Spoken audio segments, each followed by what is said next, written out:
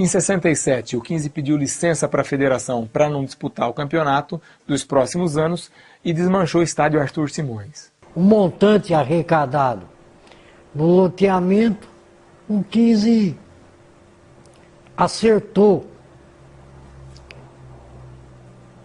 parte do seu débito e transferiu a sua sede. Eu vi essa arquibancada que está aí, eu vi os próprios pedreiros terminavam o serviço deles, vinham aqui, assentavam os tijolos para terminar essa arquibancada.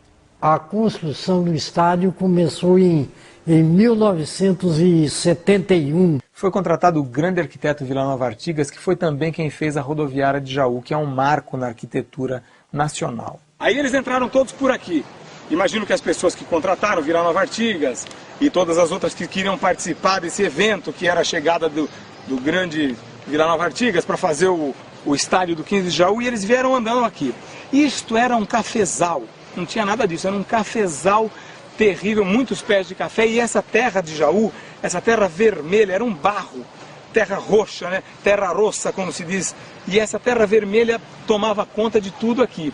E eles vieram andando, até que a certa altura deram-se por conta de que o grande Vila Nova Artigas não estava mais com eles, não estava mais no bolo. Aí eles olharam onde é que está o doutor, e viram, olharam para trás e viram Vila Nova Artigas sentado, assim, nessa posição, aqui nesse lugar onde eu estou, exatamente aqui, sentou-se Vila Nova Artigas. Aí todos disseram, doutor, o que aconteceu? O que houve, doutor? E o Vila Nova Artigas levantou o queixo.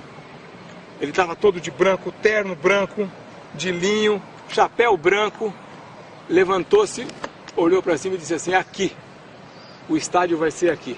73, eu tinha mais ou menos 17 anos. Mosqueta, que fazia aquela seleção, a CCE, que era antigamente, que trazia os clubes grandes para vir jogar aqui sempre no aniversário da cidade. Todo mundo queria estar dentro da seleção para jogar contra o moleque travesso, que era o Juventus, que vinha aqui sempre dia 15 de agosto, lotava o campo do 15 de Jaú. Então isso daí, só através disso daí, começou a aparecer o 15 de Jaú. Naquele tempo não tinha condução, não tinha nada, então subia a pé, todo inspirado, porque vou chegar aqui, vou treinar no campo do 15 de Jaú. O seu Kleber deve bem saber disso, que eu morava aqui na rua 7 de setembro, onde existia o vespeiro. Nós estamos aqui no início da rua 7 de setembro, onde era o vespeiro, onde tinha um portãozinho de madeira, e você adentrava numas casas parede e meia, todas juntas, né,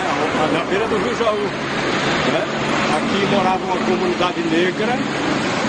Todas as famílias negros ou descendentes de negros, só tinha uma família branca, com a qual eu convivi aqui uns 2 meses. A gente ainda pegava peixe do Rio Jaú para comer. Existia o Nego Cinda, sabe, que fazia o samba de roda, e era tipo assim, era uma semana de festa na casa do meu avô, e não tinha dinheiro, não era rico. Mas só que ia toda essa gente que já sabiam que ali existia coisa boa. Samba de roda, tinha batuque de sábado aqui, era uma festa o tempo inteiro. Aí foi formando o 15 de Jaú, um corpo de time, né? Então disputamos o campeonato amador, o 15 se sagrou-se campeão, sabe? Depois já teve uma ideia de pegar os mais velhos que disputavam o amador para se ingressarem no 15, para começar a disputar a segunda divisão, e aí começamos a disputar a segunda divisão, aí foi encorpando o time do 15. E chegou 1976. Foi o ano que o 15 subiu. Começou muito bem, foi campeão no primeiro turno. Dava para sentir que o 15 estava iniciando realmente a sua volta para a primeira divisão.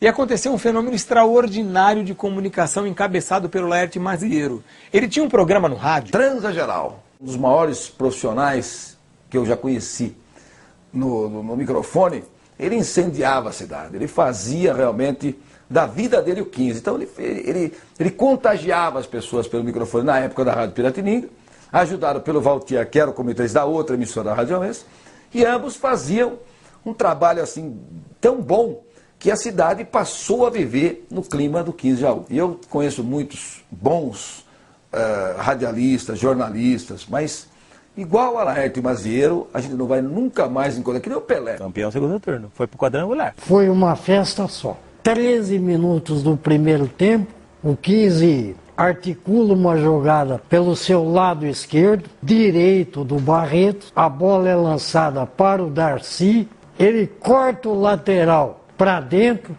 o lateral vem, ele corta para fora, o lateral cai e ele bate cruzado. Aí começou a ascensão do 15.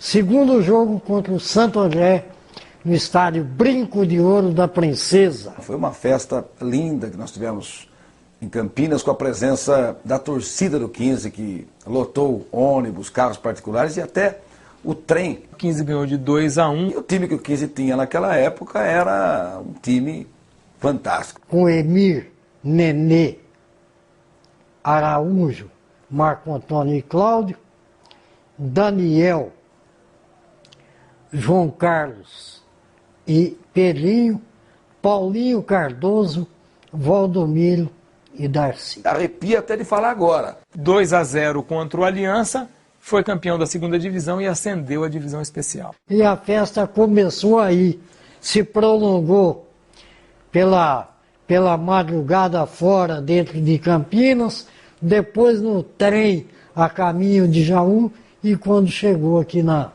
estação da FEPASA. 15 foi mais 15 naquele dia.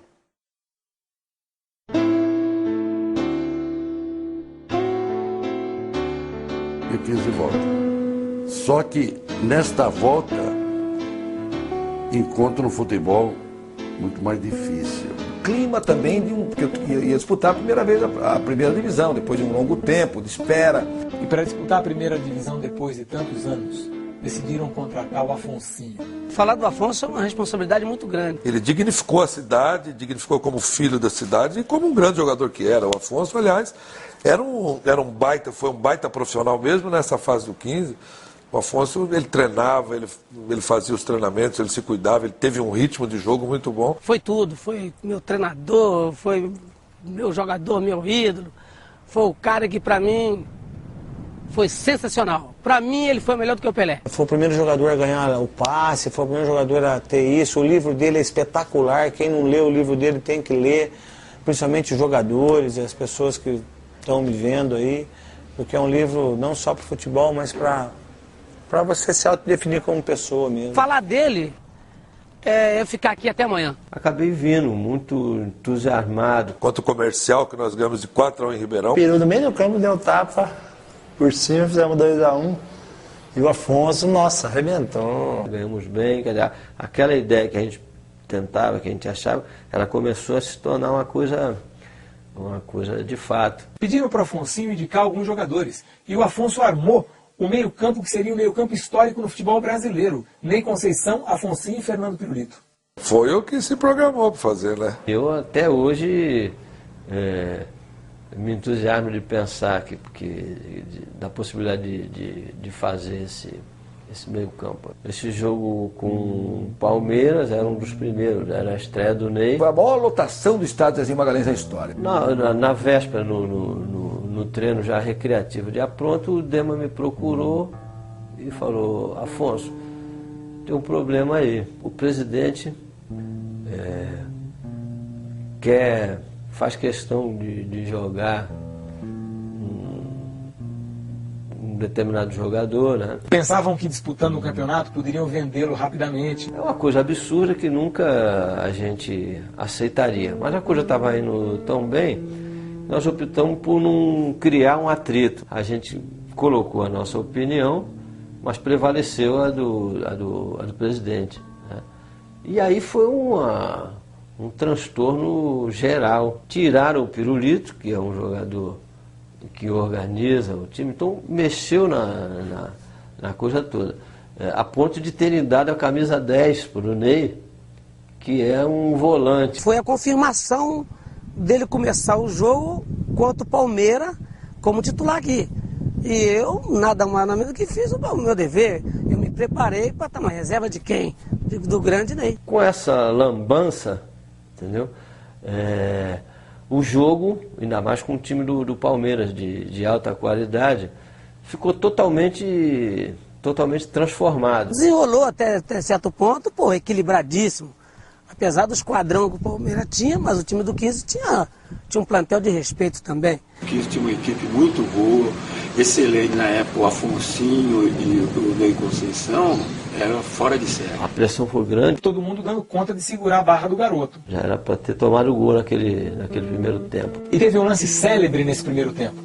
A bola veio, Ney Conceição dominou, ninguém entrou nele, ele pisou na bola e disse assim: eu sou o 10, né? Se eu sou o 10, vou jogar onde? Eu tô com a 10, então eu vou jogar de 10. Com toda a razão, ele estava fazendo um jogador daquele nível, o maior jogador da geração dele na posição, numa situação daquela. O Ney foi considerado, uns 3 anos antes no Botafogo, foi considerado o melhor toque de bola do Brasil. Acabou o primeiro tempo. Já queriam tirar o Ney. Que antes disso mesmo não aceitou aquela situação e tinha pedido a rescisão do contrato. Porque além de ter sido exposto àquela situação, naquela circunstância, estava sendo indicado para sair do jogo. Quer dizer, mais uma... Ao invés deles botarem as coisas no lugar, ainda agravaram mais a situação. Finzinho do jogo, uma falta perto da área, o Jorge Mendonça põe a bola, bate no canto do goleiro e faz 1-0, o Palmeiras ganha o jogo. Eu gosto de bater falta muito no canto do goleiro, ainda mais quando numa partida tinha 2 ou 3 faltas, porque sempre você é acostumado a bater por cima da barreira, geralmente os goleiros já dão 2 passos para de trás da barreira, né? Aí você batia no canto do goleiro, você matava o goleiro. Perdemos um jogo onde não tínhamos que perder. E aquele projeto de ser um time alegre, ser um time com estrelas, acabou. Foi cortado assim de uma hora para outra também. Foi uma ilusão, mais uma ingenuidade, talvez. Nada foi surpresa. Foi o que eles resolveram, né? Descumprir tudo o que tinha sido tratado, combinado. E aquela ideia primária, daquela história de um treinador disciplinador, um treinador com mão de ferro, né? Com bota militar e tal, uma coisa... E aí tornava inviável, tornava praticamente impraticável, já todo mundo sabendo, tanto a gente como eles, que era uma mudança radical de posição, era romper com uma proposta e implantar uma outra.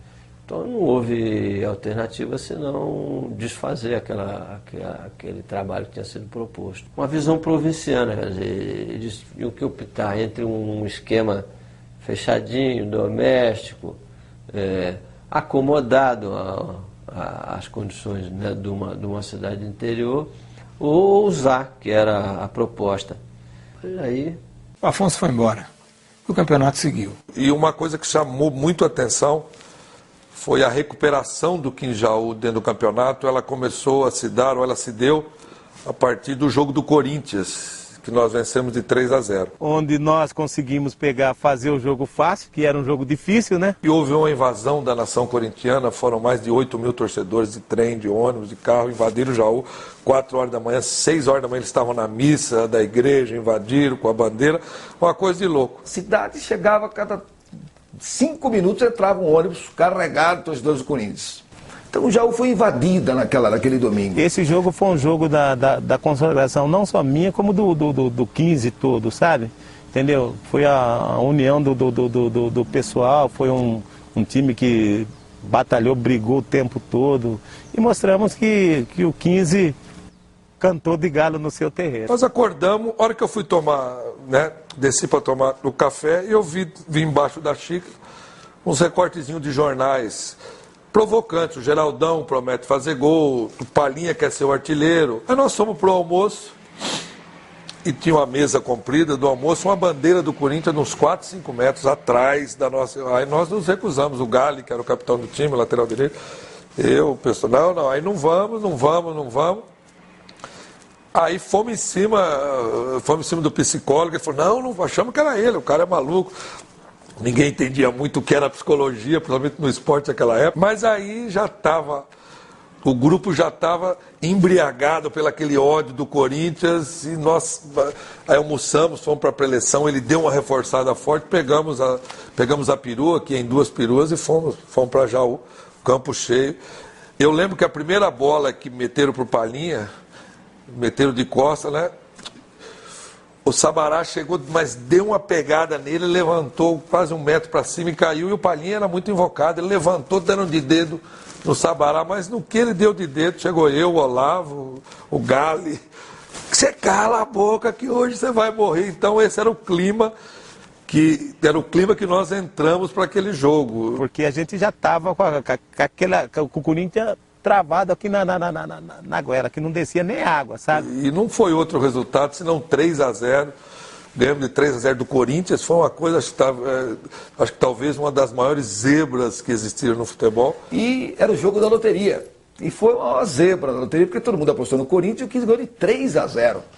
Naquele tempo o Jaú não tinha canal de televisão, parece-me que agora tem. E tinha uma televisão de circuito interno, só na rodoviária de Jaú. E fomos convidados na segunda-feira à noite para ir nesse canal interno. Foi eu, o Olavo, que era o back central, e o Luiz Poiana, que tinha sido o destaque do jogo.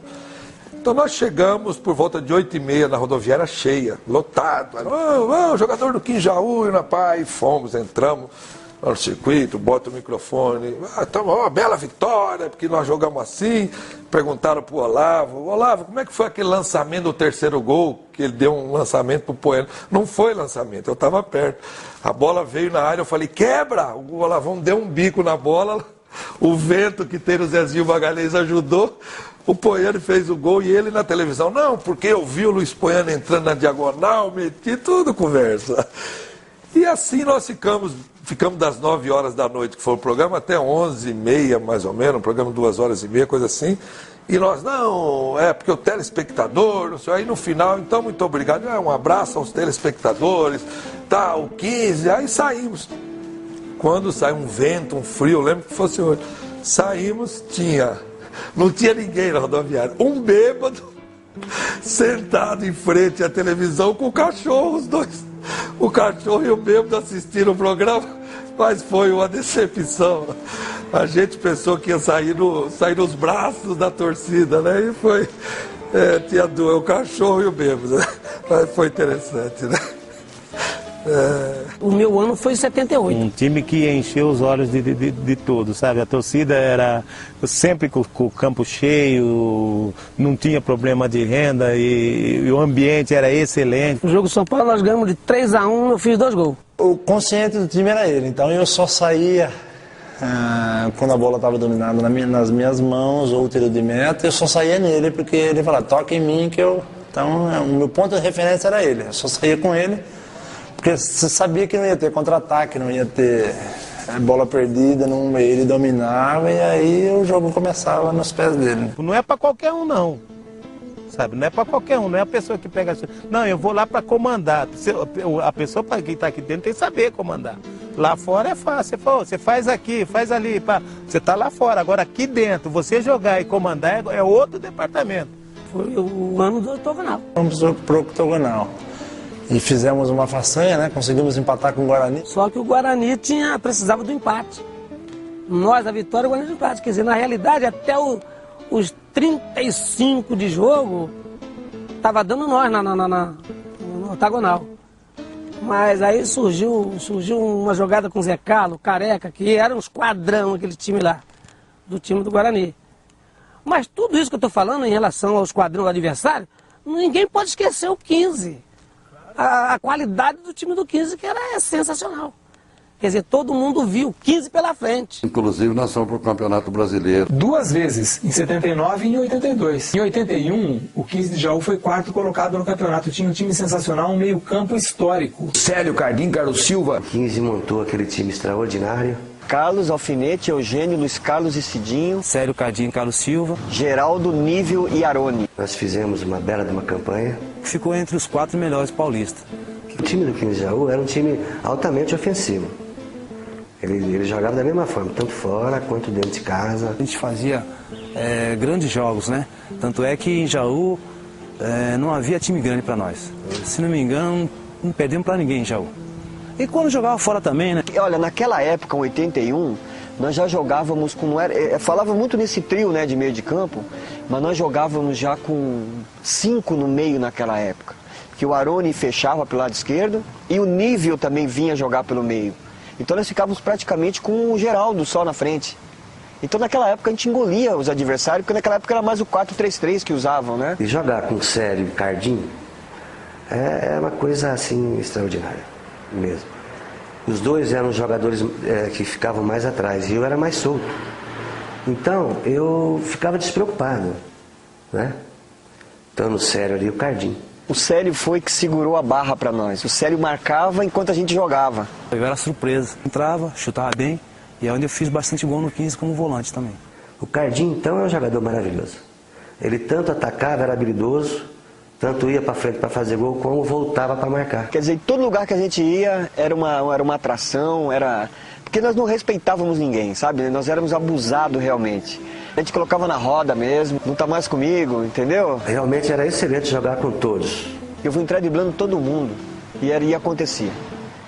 Ele falava na concentração e chegava no jogo e acontecia. Era um volante que tinha do Internacional de Porto Alegre, que jogou, né, em seleção brasileira, que o Carlos Silva pegou esse rapaz. Ele dava 5 do Carlos Silva, mas o Carlos Silva deu um nó nele, que deu dó dele. Nossa, como valeu. Jaú serviu para minha vida, para ser vencedor na vida, Jaú. Jaú serviu. A gente estava indo para a concentração e o Pelé acompanhou a equipe. E ele disse para nós dois: vocês têm que jogar como vocês jogavam lá no 15 de Jaú. 15 sempre classificou. Desde que eu estive lá, 15 sempre fazia campanha boa. 15 nunca lutou para não cair. Nunca. Nessa época, não. No ano 90, os times foram divididos em 2 grupos, né? Um grupo dito dos grandes, o outro dito dos pequenos, vamos dizer assim. E o campeão desse grupo aí, vamos chamar B aí, tinha a possibilidade de jogar a Copa do Brasil. Nós perdemos 4 jogos seguidos. Até nesse momento o 15 era o último da chave. Aí nós fomos jogando, fomos lá em Novo Horizonte, ganhamos o Novo Horizonte, foi vice-campeão paulista, foi o único, derrota em casa foi pro 15 de Jaú. Aí nós começamos ganhando Sorocaba, tal, nós ganhamos 13 jogos em 15. E aí o 15 precisava ganhar um jogo em Jaú e torcer por um tropeço, acho que do 15 de Piracicaba. Nós ganhamos de 5-2, mas estava torcendo pro 15 não ganhar, tal, nós ganhamos de 5-2 de Juventus. Último jogo. Quando eu chego no estádio, todo mundo fala: o 15 não está jogando só aqui, o 15 está jogando para Tóquio, o 15 está jogando o Mundial. Eu não entendi nada daquilo. Quem disse isso? O Laerte Mazeiro. O fenômeno de comunicação tinha voltado. Eu fui falar com o Laerte, que negócio é esse? Ele falou: que é isso? Aqui é moleza, nós vamos ganhar esse joguinho aqui e depois a gente vai disputar a Copa do Brasil, que esse time pequeno aqui no Brasil a gente ganha fácil. Ficamos 1 ponto atrás do 15 de Piracicaba no segundo lugar. Que a posterior a gente ia disputar a Copa do Brasil, né? Depois vamos para Libertadores. Libertadores, Colo-Colo, Cobreloa, esses timinhos, campeão da Libertadores, vamos disputar o Mundial em Tóquio. Faltou 1 ponto. E de 90 para cá, aí a coisa começa a ficar cada vez mais apertada. Que aí mudam seus regulamentos de campeonato, a federação trabalha com uma politicagem que favorecia mais os grandes, tabela, rebaixa-se time através de decreto na própria federação, criam-se divisões, principal, segunda, terceira, quarta, quinta, sexta, oitava, sei lá. Quer dizer, aí acabaram com o futebol do interior, que era a grande força do futebol.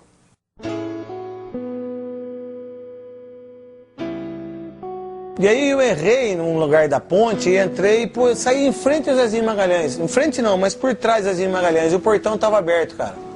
E eu entrei, cara, lá. Assim, do lado. Nossa, mas me deu uma tristeza. Em 96 voltamos a disputar o campeonato e caímos o mesmo ano. Eu vim pra cá nem pra jogar, pra ficar junto, pra ficar no banco, ajudar o pessoal daqui. E não me quiseram. Poderia ter ajudado. Até que o 15 caiu naquele ano. Aí o 15 caiu naquele ano, infelizmente, em 96, quando começou a derrocada final do 15, nesta época recente. Porque aí em 97, o 15 caiu para a terceira. Eu acho que está faltando um pouquinho mais de consciência. Por interesses mesquinhos dessa feira livre que eles vêm fazendo aí, negócio de jogador, porque tudo no final é comprar e vender jogador e arrumar dinheiro. Quem são os parceiros que mais procuram os clubes? São chamados agentes FIFA.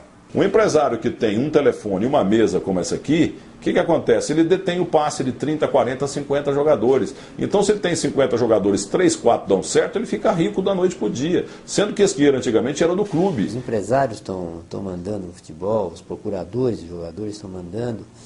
Então, ainda os clubes não se amoldaram a esta nova realidade. Cada menino que um olheiro, empresário sem ser FIFA, dessa de segundo escalão, ele vai à casa do menino, conversa com o pai e a mãe do menino, sente a situação da família e oferece já. Não, lhe dou tanto aqui, eu já compro uma geladeira que a senhora não tem, um fogão, coisa que eu valha, mas eu quero ser o empresário do seu filho. E acaba levando o jogador. Com tudo que tem de atrasado, de mal intencionado, tudo de ruim. O moleque mal tirou a fralda, ele já tem 4, 5 empresários. Se eu estiver tratando bem esse menino de 16 anos, se eu tiver dado para ele um primeiro contrato decente, se eu tiver dado para ele as condições para ele crescer intelectualmente na vida, estudar, fazer um curso de inglês, fazer uma escola de direito, tá? E aos 18, quando o contrato dele termina com 19, eu perceber que esse menino tem mais futuro, propor para ele uma renovação do contrato até os 21 e dar a ele mais um dinheiro e estabelecer uma multa compatível com o que eu estiver pagando para ele. E ele, nessa altura, já é bilíngue e está fazendo uma faculdade de educação física, ou de letras, ou de engenharia, ou do que quer que seja. E está bem tratado, e com o dinheiro que ele ganha, ele construiu uma casa legal em Jaú, ele já se casou, já tem um filhinho que mora em Jaú, a sogra também mora, ele tem laços que ele vai pensar 3 vezes antes de ir embora, porque ele está sendo bem tratado. É claro que se ele for um Pelé, é difícil segurar, mas se ele for normal, ele tende a ficar, porque ali é o lugar dele. O meu sonho maior é que houvesse uma democratização, mas o que acontece, o que está plantado hoje, já existe como solução estabelecida, até em lei. Quando eu olho para o interior de São Paulo, vejo uma cidade com a pujança de Jaú e redondezas, todas as cidades do interior mais rico do Brasil, da parte de primeiro mundo do Brasil, muito mais do que a capital, né? Eu acho que a solução é dar o passo do tamanho das suas pernas. Pé no chão é essencial. Você não pode dar o passo maior que a perna. Faça um time adequadamente com aquilo que está sendo projetado. O tempo todo é um time para 3 meses, para disputar um tal campeonato. E os times lá com medo, para não cair, outros para subir, vai nos times grandes e pega todos os bondes velho e leva para lá. Jogador viciado que só quer receber, só quer ganhar e quer beber, não quer mais nada. No futebol, até quando eu conheço, não tem nada a curto prazo. E quem pensar que existe é mentira. Eu começo com as mercearias Jaú, aqui me patrocinando. Ampliei esses horizontes, eu amplio os patrocínios. Porque amanhã o Jaú está na TV Globo, domingo de tarde, jogando contra o Flamengo. Aí não é mais a Mercearias Jaú. Agora eu vou ser sempre grato à Mercearias Jaú. De alguma maneira, eu vou ter sempre, no meu estádio, eventualmente, uma placa da Mercearias Jaú, porque foi meu parceiro inicial. Claro, a cidade tem que se envolver. Agora acontece o seguinte, como na época dos grandes times, o torcedor já atingiu uma faixa etária elevada, e até muitos já partiram, a juventude da nova geração que foi formada não teve a oportunidade de ver um time bom do 15. Então, o entusiasmo pelo futebol decaiu. Porque ele viu o Corinthians e não viu o 15, né? Se tivesse visto o 15 no tempo do seu Cláudio, era bem diferente, que era igual, né? Pau a pau. As cidades participavam mais do futebol, né? A administração é a principal coisa do futebol ou do negócio de cada um. A administração. E a partir da administração, se não houver uma pessoa adequadamente, ou 5 ou 6 que falam a mesma língua do dirigente, que acompanha um crescimento, vai acontecer da perda dessa identidade. Isso é que é o mais grave, quer dizer, e traz a essa falta de confiança. O futebol está com pouca credibilidade. Porque o torcedor vai ainda porque a paixão é muito grande. Ele sabe até que está sendo passado para trás. E o pessoal se unir, sabe? A cidade em si ajudar, porque aqui ninguém ajuda. Todo mundo se unisse, nós voltaríamos a ser o que éramos. Na hora que eu digo, não, eu vou fazer o time com os nossos filhos, com o seu vizinho, muda de figura, muda de contexto. E aí a comunidade se envolve. Entendeu? Agora preciso que você vá ao estádio. Vamos jogar domingo de manhã, vá lá. Entendeu? Leve o teu filho, ensine ele a gostar da sua cidade. Né? Vai na escola dos meninos, em Jaú, nas diversas escolas, distribui lá um kit do 15 de Jaú. Conte que esse time tem uma história, que já ganhou do Corinthians de 3-0, não sei quando, que o Santos do Pelé já veio aqui, já levou um cacete, entendeu? Né? Que o seu avô tem uma história para contar do 15 de Jaú. Quer dizer, essa ligação que se dá na igreja, que se dá na escola, que se dá em todos os centros, no botequim. E se o 15 de Jaú fizer uma estrutura boa, duvido que não vai dar 10 mil pessoas no estádio, porque eles gostam de futebol. Tem que ter uma infraestrutura boa. E no caso específico do 15 de Jaú, o 15 tem.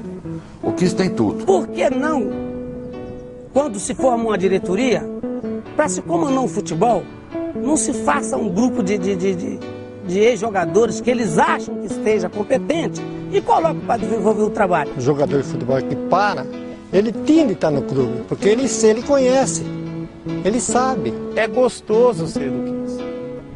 É gostoso jogar aqui em Jaú. Entendeu? Então, com essa camisa, muita gente se esquece que o 15 de Jaú não é conhecido só aqui em Jaú. O 15 de Jaú não é conhecido só aqui em Jaú. O 15 de Jaú é conhecido no mundo inteiro. E para que a gente vai jogar fora isso daí? Deixar qualquer pessoa chegar aqui e tomar conta de uma coisa que é nossa, tá igual o Brasil?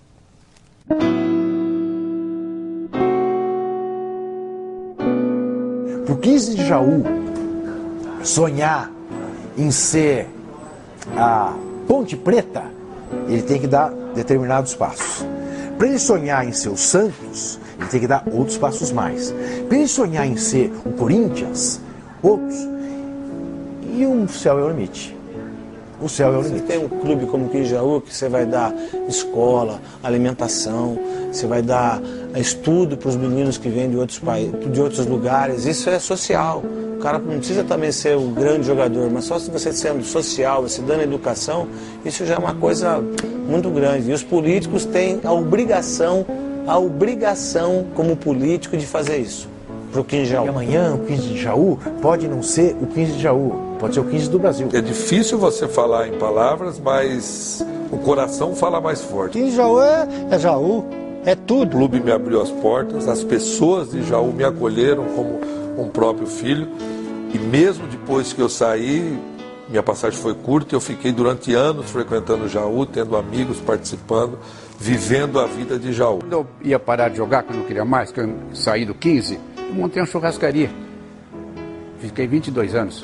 E nesse meio tempo o Zezinho foi ficar para jogar, eu trabalhava e jogava, né? Para servir o 15. Eu fui bem recebido, tive o apoio bastante da pessoal da cidade toda, né? É uma cidade que eu tenho o maior carinho, o maior respeito. Meu filho nasceu em Jaú. Eu me dei bem, estou aqui até hoje, não tem problema. Pegaram o amor ali pela cidade também e não saía. Vou ficar em Jaú eternamente. Acima de tudo, é um time da cidade. É um time que nos áureos tempos teve o apoio de uma população inteira. Eu era sócio, eu sempre fui sócio. Até hoje eu gosto do 15. Todo quanto é jogo do 15 a gente participa. 15 anos jauense. Se hoje eu tenho um clube de coração, esse clube é o 15 de Jaú. E hoje eu dou graças a Deus de ter estado no 15 nessa época, porque tive, além do prestígio que eu tinha no Rio de Janeiro, eu tive grandes amigos aqui. Aqui, presente, Deus, o Sabará. Sabará, bola no pé e pavão na cabeça. Gostava de jogar, gostava do time também. E como se diz, era aquela passagem. Eu acho que 90% boas. 10% a gente esquece que passou, né? Foi um período maravilhoso para mim. Eu tô jogando até hoje. Dá pra jogar uns 15 minutos e tal, dá pra tocar a bola e tal. A gente não é bobo, a bola vem e já foi. No 15, então, meu Deus. Se deixar, vai pra 100.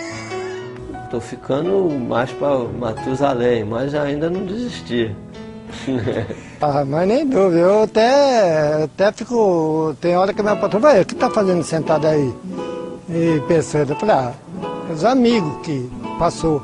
É duro se lembrar. 15 de Jaú, és glória e tradição. Tua história é tão bela, de amor e união. Salve o 15 de Jaú, orgulho da cidade. Ganhando ou perdendo, nos enche de vaidade. És verde e amarelo, das cores do Brasil, galo imponente, de vitórias mil. És verde e amarelo, das cores do Brasil, galo imponente, de vitórias mil. Quando entra em campo com fibra de campeão, De galo é chamado pela multidão. 15 de Jaú uniu a cidade inteira E colocou seu nome entre as melhores equipes brasileiras. És verde e amarelo, das cores do Brasil, galo imponente, de vitórias mil. És verde e amarelo, das cores do Brasil, galo imponente, de vitórias mil. És verde e amarelo, das cores do Brasil, galo imponente, de vitórias mil.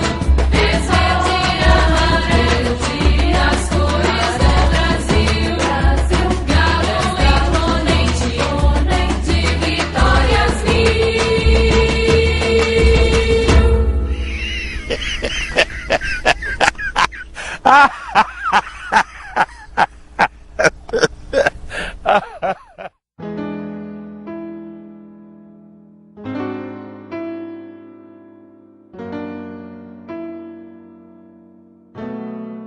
Foi uma quarta-feira à tarde lá no Alto Simões, nós ganhamos acho que de 5-1. Tinha ganhado de 3-1 em Marília, que o Campo do Linense está interditado. Aí jogamos aqui. Eu dei 3 chapéus no ponto esquerdo sem sair do lugar. Na boca do túnel ali, na boca do túnel. Eu falei, isso aí eu não esqueço nunca. Eu toquei ele, passou que rápido. Ele voltou, ele levou outro. Ele voltou, levou outro. Eu meti pro Fernandinho. A Francana veio aqui, era o melhor time que estava sendo do interior na época, na nossa série, né? E veio aqui e perdeu pro 15 por 2-0. E eles foram e armaram para nós lá, disse que aquilo, que roubou, nada, foi um jogo limpo, o 15 jogou muito e ganhou o jogo. E nós fomos jogar em Franca, quando nós chegamos no restaurante, já começaram aquele assédio, né? Já começaram a querer bater em nós. Entrou no jogo, começamos ganhando de 1-0. Aí, logo na entrada do campo, nós precisamos voltar para passar para o meio da torcida. Aí nós começamos ganhando de 1-0 e então o juiz no final ele teve que virar o jogo. Nós teve que virar o jogo. Terminado o jogo, nós fomos pro vestiário e a torcida queria pegar, o time do 15 ainda bater ainda. Aí o seu Cláudio Belo pegou e falou assim para todo mundo: aquele que não me acompanhar, depois vai ter comigo, vai apanhar. E pegou a tranca da porta, abriu a porta e falou assim: vamos, gente. E saiu com a tranca, aquele povo sumiu, todo mundo, ninguém ficou. E aí nós ficamos sossegados. Mas foi o seu Cláudio Belo, com a força dele, que nos foi ver que nós não tínhamos que ter medo de ninguém. Então nós já tá se trocado e tal. Aí eu falei pro inocente, não, vamos sair ali fora, vamos bater uma bola. Aí abriu a porta, Pelé, Zito, Pepe, não, vamos botar para dentro. Parque Antártica lotado, soltou a bola, o Palmeiras fez o gol com 1 minuto. Nós demos a saída, o Luiz Poiani dominou uma bola, arriscou um chute de longe, empatou e saiu correndo o Parque Antártica todo, dentro do gramado do Parque Antártica todo, e nós atrás dele tentando abraçar, e ele gritava: eu vou sair no Fantástico, eu vou sair no Fantástico. Nós perdemos de 7 esse jogo. Depois do jogo eu falei: agora vai ver você no Fantástico. Jogando lá no Morumbi contra o São Paulo. E o Zé Sérgio jogando de ponta esquerda. E o Gali Neto marcando o Zé Sérgio. Aí eu peguei e falei assim: pô, Gali, você tá cercando só o Zé Sérgio? Aí, olha só. O Gali cercou. Aí eu vim correndo do lado do meio pra dar uma porrada nele pra pegar. Rapaz, ele deu uma mexidinha só na bola, não peguei nem ele, nem a bola, caí lá no fosso do Morumbi. Caí lá no fosso do Morumbi. Mas levantei, saí de lá tudo sujo de barro. E no banco ali do São Paulo tava o goleiro Toinho, sabe? Aí você sabe o que o Toinho falou pra mim? Ele vai te matar. Eu peguei e falei: vá pra puta que pariu.